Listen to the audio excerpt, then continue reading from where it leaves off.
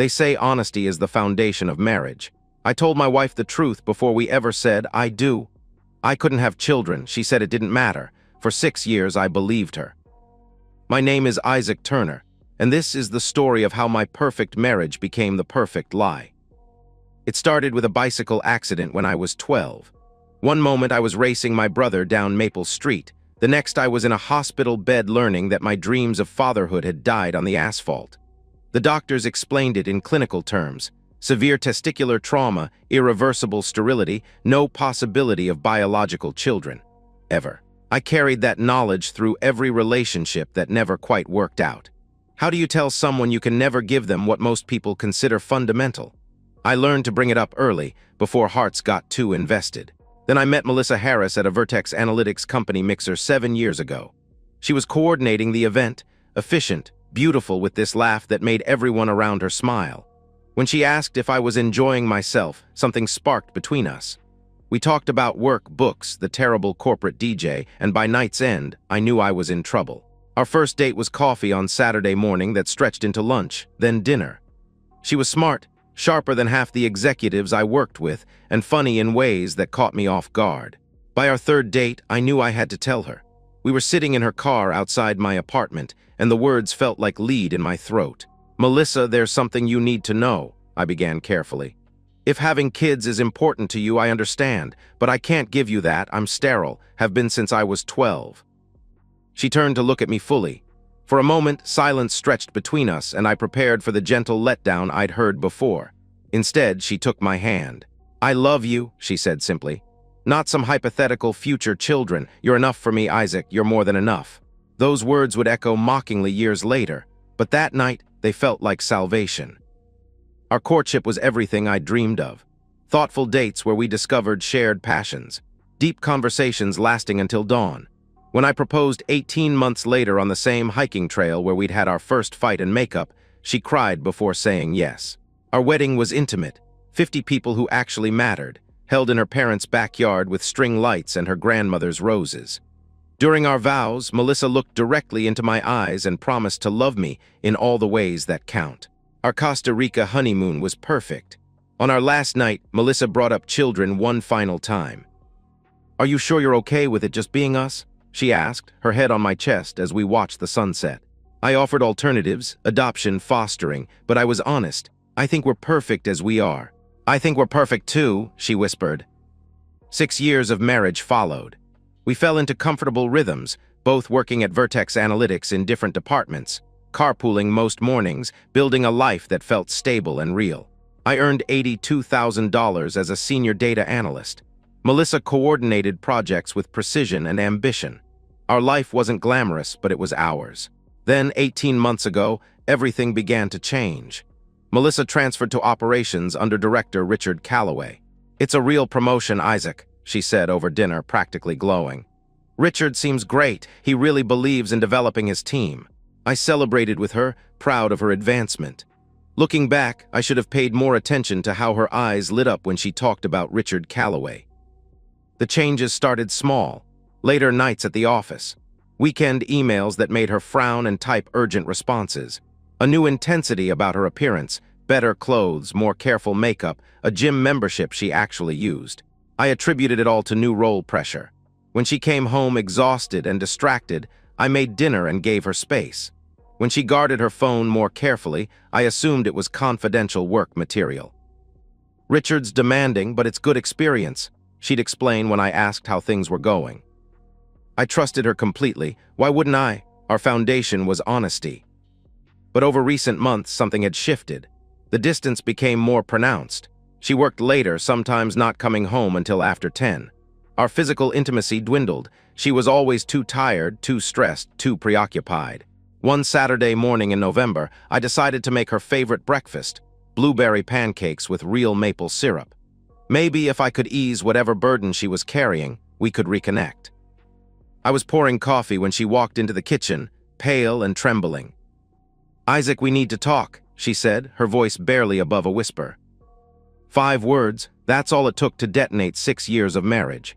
The coffee pot hissed as Melissa sat at our kitchen table, hands shaking so violently she had to clasp them together. I set down the mug I'd been filling and looked at her, really looked, and saw fear in her eyes I'd never seen before. "I'm pregnant," she whispered, 8 weeks. The words hung like smoke from an explosion. My analytical mind immediately went to the mathematical impossibility. I'd been sterile for 22 years. We'd both known this fundamental truth about our marriage from the very beginning. "That's not possible," I said, my voice eerily calm despite my racing heart. Melissa couldn't meet my eyes. Her face crumpled as she whispered, "I know." 2 words, that's all she needed to confirm what my mind was already calculating. If she was pregnant and I couldn't father children, then someone else had. Someone else had been inside my wife, had done what I never could. The silence stretched between us, broken only by the coffee pot's automatic shut-off click and distant Saturday morning traffic. I noticed for the first time that she'd taken off her wedding ring. It sat on the table between us like evidence. "Then how?" I asked, though we both knew the answer. Melissa's composure finally cracked completely. Tears started flowing and her words came out in rushed, guilty fragments. "There's someone at work. It just happened, Isaac. I didn't plan it. I never meant for this to happen." "You slept with someone else and got pregnant," I stated flatly. The crude language was unlike me, but something primal and wounded had been unleashed. Melissa flinched as if I'd struck her. "It's not like that," she protested weakly. "Then what is it like?"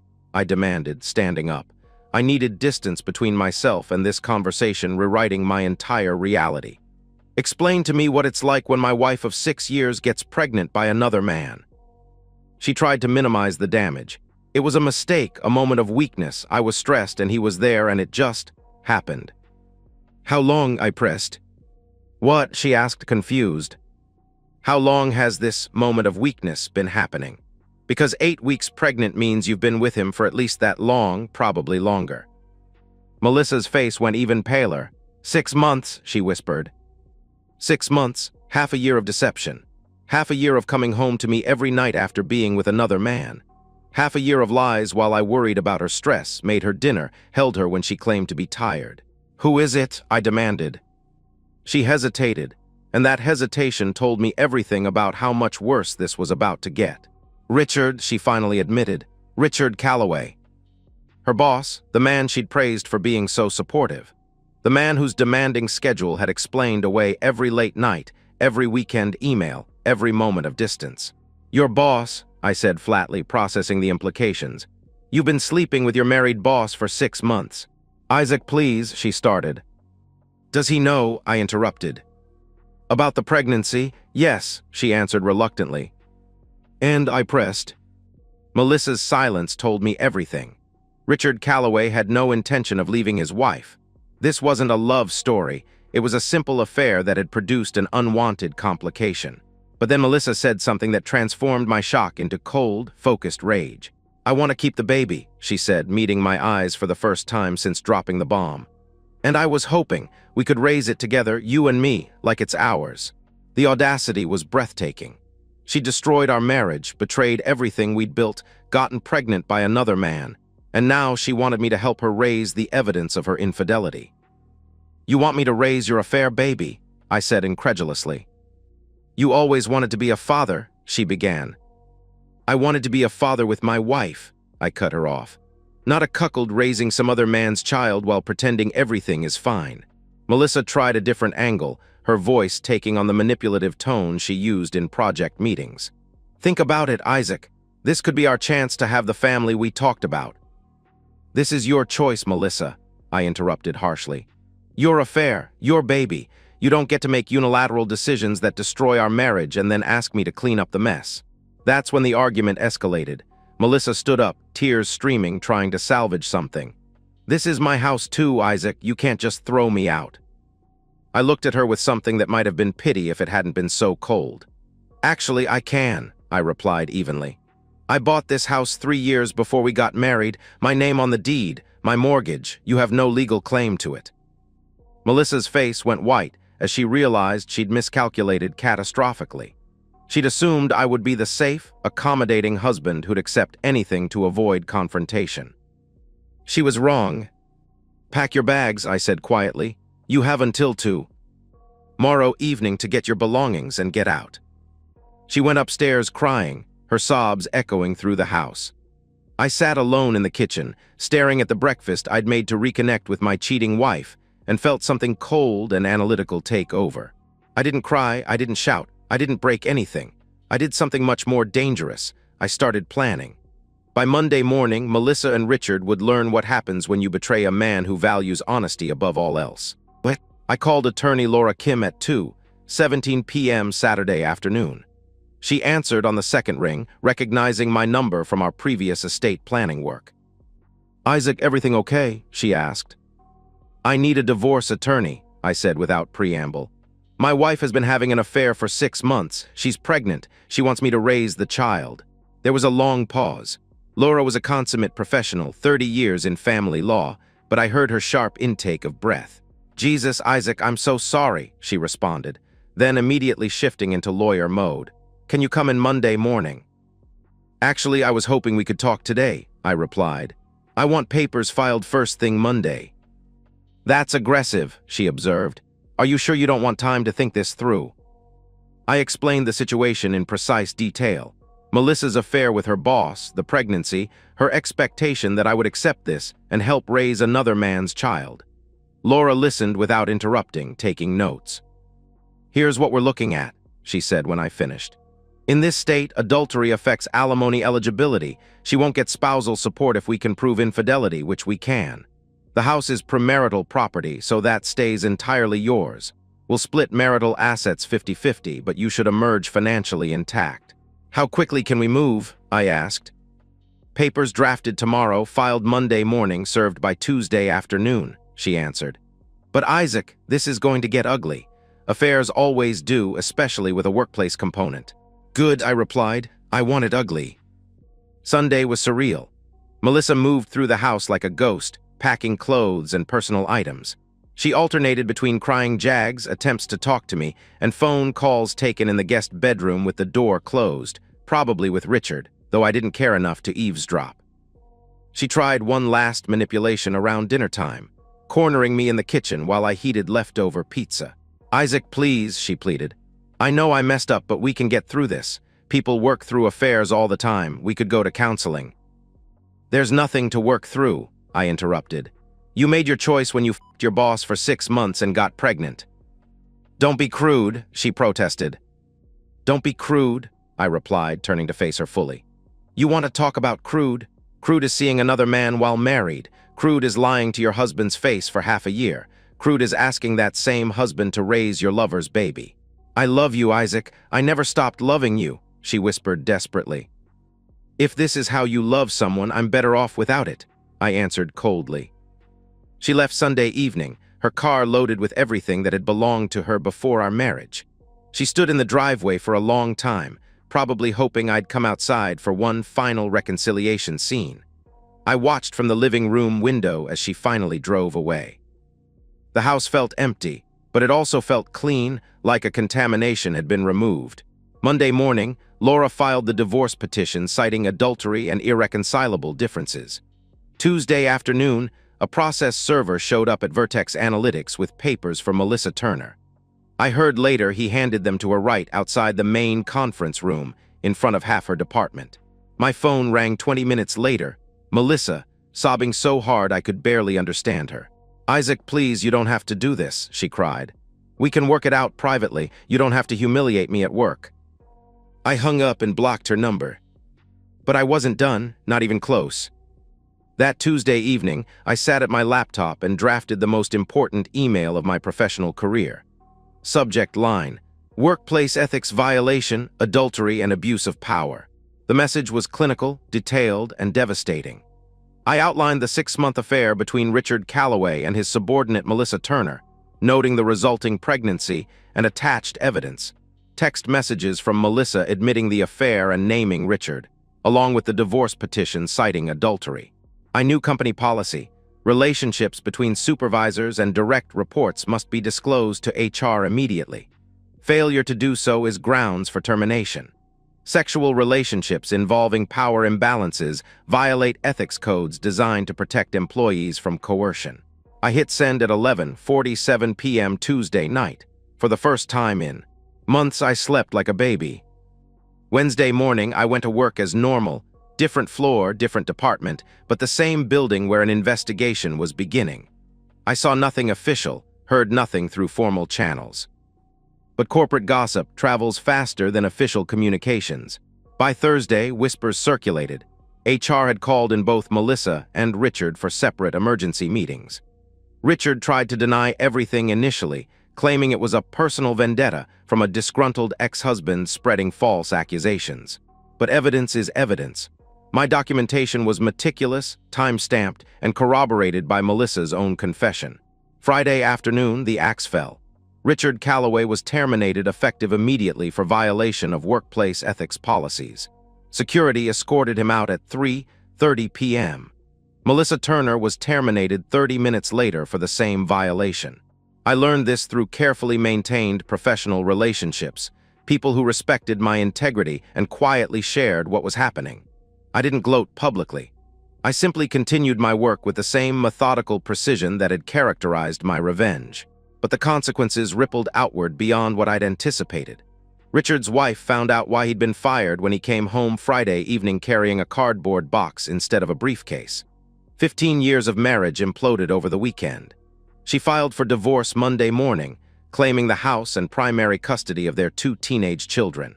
Melissa texted me from a new number 2 weeks later. "Richard won't help. His wife took everything. My parents are ashamed. I have nowhere to go. Please, Isaac, I'm pregnant and alone." I stared at the message for a long moment, considering whether to respond. I didn't. Instead, I realized that the revenge wasn't in what I'd done to them. It was in what they'd done to themselves. Melissa texted me every day for a week, each message more desperate than the last. I never responded, but I watched from a distance as the life she'd built, the career, the marriage, the affair, collapsed completely. And I realized the revenge wasn't in what I'd done, it was in what she'd done to herself. 2 months after the affair's exposure, the divorce was finalized. I met with Laura Kim one last time to review the settlement. I kept the house, my entire $401k and half the joint savings, $18,000. Melissa received her half of savings and nothing else. No alimony due to adultery, no child support since I wasn't the biological father. I learned through former mutual friends that Melissa's life had cratered. She moved into a cheap apartment in a worse part of town. Without a reference from Vertex Analytics, she couldn't find another project coordinator position. She was waitressing at a chain restaurant, earning a fraction of her former salary. Her parents helped occasionally. They were ashamed of what she'd done, especially the pregnancy out of wedlock. Richard's situation was equally grim. His wife took everything in their divorce, the house, primary custody of their teenage kids, most assets. He was living in a studio apartment, working in sales at a fraction of his former director's salary. When Melissa reached out desperately asking for help with the baby, Richard made his position clear. He wanted nothing to do with the child. He blocked her number. 4 months in, Melissa reached her 3rd trimester. I had blocked her on everything, but she found ways to reach out. New phone numbers, emails from different addresses, even a handwritten letter delivered to my workplace. Each message followed the same pattern: apologies, justifications, pleas for forgiveness, and thinly veiled requests for financial help. I never responded, but I kept the messages, documentation in case she tried to make legal claims later. Then 6 months after the original confession, Melissa showed up at my workplace. Security called me. "Sir, there's a woman in the lobby asking to see you. She says she's your wife," the guard reported. "Ex-wife," I clarified. "I'll be down." I could have had her removed, but something in me wanted this final confrontation. Melissa was visibly pregnant now, 8 months along. She looked exhausted, worn down by circumstances she'd created. We sat in a coffee shop across the street, neutral ground. Melissa broke down immediately. "Isaac, I'm so sorry," she began, tears streaming. "I made a terrible mistake. I threw away everything good in my life for something that meant nothing. Richard abandoned me. My career is gone. My parents barely speak to me. I'm raising this baby alone and I'm terrified." I listened without interrupting, my face unreadable. When she finished, I asked one question: "Why are you telling me this?" "Because I'm hoping you'll forgive me," her voice cracked. "That maybe after the baby comes we could try again, start over. You always wanted to be a father." "No," I stopped her. "I was honest with you from the beginning. I couldn't have biological children, but I was open to adoption or fostering if we both wanted that. What you're offering isn't parenthood. It's me cleaning up your mess while you pretend the last year didn't happen. I loved you, she whispered. I still love you. I leaned back, my voice cold but steady. You don't love me, Melissa. If you did, you wouldn't having an affair with your boss for 6 months. You wouldn't have gotten pregnant by him. And you certainly wouldn't have had the audacity to ask me to raise his child like it was mine. What you loved was the security I provided, the stable husband who wouldn't question you, who'd accept anything to keep the peace. She tried to protest, but I continued. You made a choice. Richard made a choice. You both calculated that the rewards were worth the risks. You were wrong. Now you're facing consequences, and instead of taking responsibility, you're trying to manipulate me into rescuing you. I stood. I'm not interested. I hope you figure out how to take care of your child because he deserves better than parents who make the choices you and Richard made. But that's not my problem. Isaac, please, she pleaded desperately. Goodbye, Melissa, I replied with finality. I walked out. When she tried to contact me again, my attorney sent a cease and desist letter. Melissa finally stopped reaching out. 6 months later, I had sold the house and bought a downtown condo. I'd been promoted at work, started dating cautiously, and rebuilt my life entirely.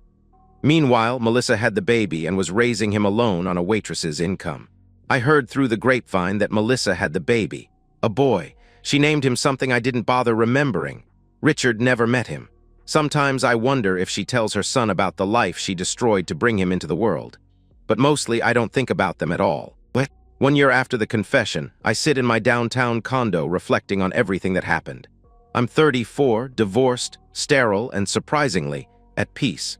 The view from my high-rise overlooks the city where my old life imploded and my new one began. Work has been good. After the divorce finalized, I threw myself into projects with renewed focus.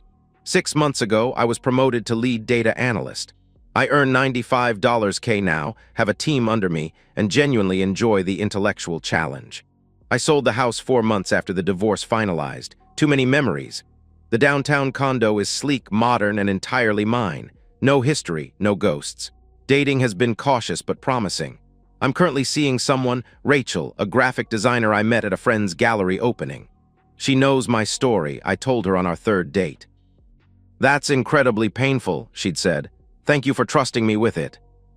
We're taking it slow, but I feel something genuine developing. My family never wavered in their support. My parents were horrified by Melissa's betrayal, but proud of how I handled it. No public drama, just decisive legal action. Melissa's life, from what I hear through residual connections, remains difficult. She's still waitressing, still living in the same apartment with her now 1-year-old son.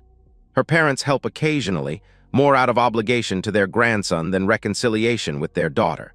She's on food assistance and government health care. Richard fared no better. His sales career never recovered the prestige. His children have minimal contact with him. His ex-wife remarried. He pays child support that barely leaves him surviving. I heard Richard tried to reach out to Melissa once after the baby was born, but she reportedly told him never to contact her again. I occasionally get messages from Melissa, now spaced months apart. Always the same themes: apology, regret, subtle requests for forgiveness or reconciliation. I never respond. People ask if I feel guilty. If I regret reporting them to HR, destroying their careers, refusing to help Melissa when she begged. The answer is no, not even a little. I didn't cheat. I didn't lie. I didn't betray anyone's trust. I told Melissa the truth before we married. I couldn't have biological children. She said it didn't matter, I tell them. She lied. I protected myself. I reported unethical behavior. I walked away from betrayal. Those aren't sins, they're survival. Melissa made her choice. Richard made his. They both paid for it. I'm not responsible for fixing the consequences of their actions. I'm 34, divorced, sterile, and free, and that's enough. And that's the end of today's story. If you enjoyed it, please give this video a thumbs up and drop a comment below. Your support helps the algorithm push my content further. If you're new to the channel, don't forget to hit that subscribe button. It really helps me keep creating more stories for you. Thanks for watching, and I'll see you in the next one.